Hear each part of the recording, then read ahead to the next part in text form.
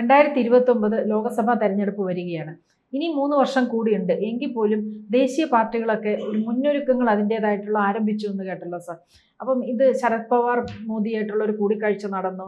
Delimitation ബില്ലിനെ കുറിച്ചുള്ള ചർച്ചകളായി എന്ന് പറയുന്നു. അപ്പം എന്താണ് ആ ഒരു തെരഞ്ഞെടുപ്പിന്റെ പുതിയ അപ്ഡേറ്റ്സ്?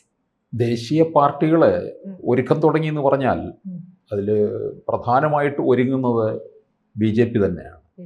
അവരെപ്പോഴും ഒരുക്കത്തിൽ തന്നെയാണ്. ഒരു തെരഞ്ഞെടുപ്പ് കഴിഞ്ഞ് അതിനകത്തൊരു പിന്നൊരു വിശ്രമം എന്ന് പറയുന്ന ഒന്നില്ല. ഇനിയിപ്പോൾ കേരളത്തിലൊരു തെരഞ്ഞെടുപ്പ് വരുന്നത് 2029 പൊതു തെരഞ്ഞെടുപ്പാണ്, ലോക്സഭാ തെരഞ്ഞെടുപ്പ്. പിന്നെ അത് കഴിഞ്ഞാൽ പിന്നീട് വരുന്നത് 2030 തദ്ദേശ തെരഞ്ഞെടുപ്പ്, 2031 നിയമസഭാ തെരഞ്ഞെടുപ്പ്. ഈ 2031 വരാൻ പോകുന്ന നിയമസഭാ തെരഞ്ഞെടുപ്പിൽ അതിലേക്ക് പോലും BJP കണക്ക് കൂട്ടലുകൾ തുടങ്ങിയിട്ടുണ്ട് എന്നാണ്. അവര് ഇപ്പൊ കഴിഞ്ഞ നിയമസഭാ തെരഞ്ഞെടുപ്പിൽ തന്നെ ചില നീക്കങ്ങൾ നടത്തിയത് 31 മുമ്പിൽ കണ്ടുകൊണ്ടാണ്. അല്ലാതെ ഇപ്പോൾ ആ തെരഞ്ഞെടുപ്പ് കഴിഞ്ഞു, അതിനകത്ത് കുറെ പണവും ചെലവഴിച്ചു, എവിടെയെങ്കിലുമൊക്കെ സ്ഥാനാർത്ഥികളെ നിർത്തി 2-3 സീറ്റ് വിജയിച്ചു, അങ്ങനെ തൃപ്തരാകുന്നില്ല BJP. 31 കൂടി ചില കാര്യങ്ങൾ കണ്ടുകൊണ്ടാണ് അവരുടെ ഓരോ ചുവടുവയ്പ്പും. അതിന് രാജീവ് ചന്ദ്രശേഖറിൻ്റെ നീക്കങ്ങൾ എല്ലാം തന്നെ വളരെ പ്രയോജനപ്രദമായിട്ടുള്ളതുമാണ്. രാജീവ് ചന്ദ്രശേഖർ ആ സീറ്റിൽ ഉണ്ടാകണം 2029 2031 ഉണ്ടെങ്കിൽ തീർച്ചയായിട്ടും 20 ലോക്സഭാ സീറ്റ് ഉള്ള കേരളത്തിൽ കുറഞ്ഞത് 7 എണ്ണമെങ്കിലും 2029 നേടാൻ കഴിയും. ഇപ്പോൾ ഒരു സീറ്റാണുള്ളത് തൃശ്ശൂരിൽ. 2031 ആകുമ്പോഴേക്കും നിയമസഭയിലേക്കും വൻ കുതിച്ചുകയറ്റവും ഉണ്ടാകും. ഇപ്പോഴുള്ളത് 3 സീറ്റാണ്. നേമം, കഴക്കൂട്ടം, ചാത്തന്നൂർ. ലോക്സഭയിൽ തൃശ്ശൂരുമാണുള്ളത്. രാജീവ് ചന്ദ്രശേഖറിൻ്റെ നേതൃത്വം ഉണ്ടാകണം എങ്കിൽ മാത്രമേ. ആ നേതൃത്വത്തിൽ ഇരിക്കുമ്പോഴാണ് ഈ 3 സീറ്റും നേടിയത്. അതിനോടൊപ്പം തന്നെ തദ്ദേശം കൂടി നമ്മൾ നോക്കണം. തദ്ദേശത്തിലുണ്ടായ വിജയം, തിരുവനന്തപുരം കോർപ്പറേഷൻ പിടിച്ചെടുത്തു.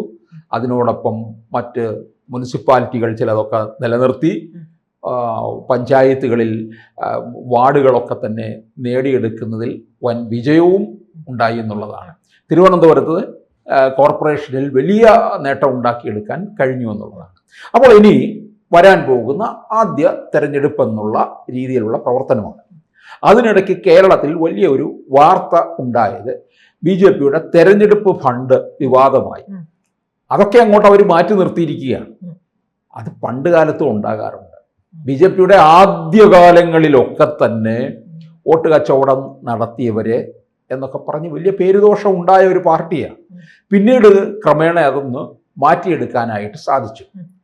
ഇപ്പോഴത് വീണ്ടും ഈ ഫണ്ട് വിവാദം, തെരഞ്ഞെടുപ്പിന് വേണ്ടി നൽകിയ ഫണ്ട് വേണ്ട തരത്തിൽ എത്തേണ്ടിടത്ത് എത്താതെ മറ്റു പലരുടെ കൈകളിലേക്കും പോയി എന്നുള്ള തരത്തിലാണ്. ആ വിവാദങ്ങളിലേക്കൊന്നുമേ രാജീവ് ചന്ദ്രശേഖർ കടന്നില്ല. അദ്ദേഹത്തിൻ്റെ നേതൃത്വത്തിൽ ഇപ്പോൾ ലോക്സഭാ തെരഞ്ഞെടുപ്പിൻ്റെ ഒരുക്കങ്ങളാണ്. ഒരുപക്ഷെ 2029 ലോക്സഭാ തെരഞ്ഞെടുപ്പ് നടക്കുമ്പോൾ ഒരു രാജ്യം ഒരു തെരഞ്ഞെടുപ്പ്, അത് ചിലപ്പോൾ അത് ബില്ല് പാസ്സായി അത് നടപ്പിലാകുകയാണെന്നുണ്ടെങ്കിൽ 2029 അത് നടക്കേണ്ടി വരും. അങ്ങനെ വരികയാണെന്നുണ്ടെങ്കിൽ ഈ BD സതീശൻ സർക്കാരിൻ്റെ കാലാവധി 3 വർഷം കൊണ്ട് അവസാനിക്കുമെന്നുള്ളതാണ്. അത് നമുക്ക് വരാൻ പോകുന്ന ഒരു കാര്യം, അതങ്ങ് മാറ്റിവെക്കാം. 29 ലോക്സഭാ തെരഞ്ഞെടുപ്പിലേക്ക് തന്നെ പോകാം. അല്ലെങ്കിൽ മണ്ഡല പുനർനിർണയത്തിൽ എന്ന് പറയുന്ന മറ്റൊരു സംഗതിയും കൂടി നിൽക്കുകയാണ്. കേരളത്തിലെ 20 ലോക്സഭാ മണ്ഡലങ്ങൾ 30 ലോക്സഭാ മണ്ഡലങ്ങളായി മാറുകയും ചെയ്യും. നിയമസഭാ മണ്ഡലങ്ങളുടെ എണ്ണവും കൂടുകയും ചെയ്യും. അതും നമുക്ക് ആ ബില്ല് കാര്യങ്ങളൊക്കെ പാർലമെന്റിൽ വരണം. അതിൻ്റെ നടപടിക്രമങ്ങളിലേക്കൊക്കെ പോയി വരേണ്ടതുണ്ട്. അതവിടെ നിൽക്കട്ടെ. നമുക്ക് ഈ 20 സീറ്റ് തന്നെ വെച്ച് നോക്കുമ്പോൾ BJP ഇപ്പോൾ പ്രധാനമായിട്ടും ഉന്നം വയ്ക്കുന്നത് നമുക്കറിയാം. മുമ്പ് A ക്ലാസ് മണ്ഡലമായിട്ട് ഇവർ കണ്ടിരുന്നത് ലോക്സഭയിലെ തിരുവനന്തപുരവും തൃശ്ശൂരുമായിരുന്നു എന്നുള്ളതാണ്. എല്ലാവരും അന്നേ കണക്ക് കൂട്ടിയത് തിരുവനന്തപുരം ആയിരിക്കും ആദ്യം നേടുക. പക്ഷെ അപ്രതീക്ഷിതമായിട്ട് തൃശ്ശൂരിനാണ് ആ ഒരു ഭാഗ്യം ലഭിച്ചത്. ഒന്നാമത് അവിടെ സുരേഷ് ഗോപി ആയിരുന്നു മത്സരിച്ചത്. സുരേഷ് ഗോപി കഴിഞ്ഞ ഒരു 5 വർഷത്തിന് മുമ്പ് തന്നെ അവിടെ പ്രവർത്തനം നടത്തുകയും ആ മണ്ഡലം കേന്ദ്രീകരിച്ചുകൊണ്ട് തന്നെ നിൽക്കുകയും ചെയ്തു എന്നുള്ളതാണ്. പിന്നെ സുരേഷ് ഗോപിക്ക് ഒരു വലിയ ജനസ്വാധീനമുണ്ട്, താരപരിവേഷമുണ്ട്. ഇതെല്ലാം അനുകൂല ഘടകമായി മാറുകയും ചെയ്തു. രാജീവ് ചന്ദ്രശേഖർ മത്സരിക്കാൻ തിരുവനന്തപുരത്ത് വരുന്നത് അല്പം വൈകിപ്പോയി. അദ്ദേഹത്തെ തിരുവനന്തപുരത്തുകാർ തിരിച്ചറിഞ്ഞത് ഹൈലി നഗര കേന്ദ്രീകൃതമായിട്ടുള്ള ഇടങ്ങളിലെ ജനങ്ങൾക്കൊക്കെ അറിയാം. പക്ഷേ തിരുവനന്തപുരം നഗരത്തിനും ഉൾപ്രദേശങ്ങളായിട്ടുള്ള ഇടങ്ങളിൽ അത്രയും രാജീവ് ചന്ദ്രശേഖർ പരിചിതനായി മാറിയില്ല. പിന്നീടാണ് അദ്ദേഹത്തിൽ നിന്ന് നമുക്ക് കിട്ടാൻ പോകുന്ന ഒരു വലിയ നേട്ടത്തെക്കുറിച്ചൊക്കെ സാധാരണ ജനങ്ങള് മനസ്സിലാക്കിയത്. അദ്ദേഹം തന്നെ തെരഞ്ഞെടുപ്പ് പ്രചാരണ വേളയിൽ അതൊക്കെ വ്യക്തമാക്കുകയും ചെയ്തു. ഞാൻ ജയിച്ചാലും തോറ്റാലും ഈ തിരുവനന്തപുരത്ത് തന്നെ ഉണ്ടാകും. അത്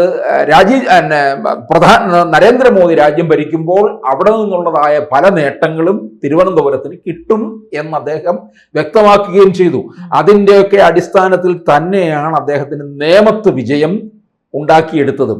കാരണം മോദി രാജ്യം ഭരിച്ചുകൊണ്ടിരിക്കുമ്പോൾ ആ മോദി ഭരണകൂടത്തിൽ നിന്ന് രാജീവ് ചന്ദ്രശേഖറിന് തിരുവനന്തപുരത്തേക്ക് നേടിക്കൊടുക്കാൻ കഴിയുന്ന കാര്യങ്ങൾ ചെറുതല്ല എന്നവർ മനസ്സിലാക്കി. അതുകൊണ്ട് രാജീവിന് ഒരു വലിയ വിജയമുണ്ടായി.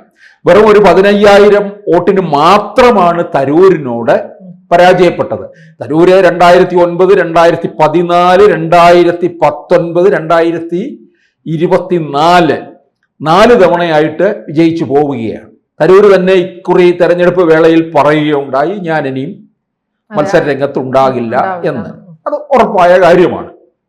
അപ്പോൾ 15,000 വോട്ടെന്ന് പറയുന്നത് രാജീവ് ചന്ദ്രശേഖറിന് ഇനി നേടിയെടുക്കേണ്ടത് ഈ തീരദേശ മേഖലകളിൽ നിന്നാണ്. അവിടെയാണ് തരൂരിന് വിജയം കൊയ്യാനായിട്ട് സാധിച്ചത്. പിന്നെ ഈ കോവളം, പാറശാല, ആ ഭാഗത്തുള്ള നെയ്യാറ്റിൻകര ഭാഗത്ത് നിന്നുള്ള വോട്ടാണ് പിന്നെ രാജീവിന് നഷ്ടപ്പെട്ടത്. അത് പിടിച്ചെടുക്കുക എന്നുള്ളതാണ്. അപ്പൊ അടുത്ത തെരഞ്ഞെടുപ്പ് ഇവിടുത്തെ പിന്നെ ഇടതുപക്ഷത്തിന്റെ എന്ന് പറഞ്ഞാൽ CPIയുടെ സീറ്റ് CPI ആയിരുന്നു. CPI 3ാം സ്ഥാനത്തേക്ക് പോയി എന്നുള്ളതാണ്. അപ്പൊ തിരുവനന്തപുരത്ത് ഇവരുടെ BJPയുടെ ഒരു പ്രസ്റ്റീജ് മണ്ഡലമാണ്. തിരുവനന്തപുരം കൂടാതെ ആറ്റിങ്ങല് നമുക്കറിയാം വലിയ പ്രകടനമാണ് ശോഭാ സുരേന്ദ്രനും ബി മുരളീധരനും ഒക്കെ തന്നെ നടത്തിയിട്ടുള്ളത്. ശോഭാ സുരേന്ദ്രൻ മികച്ച പ്രകടനമാണ് നടത്തിയത്.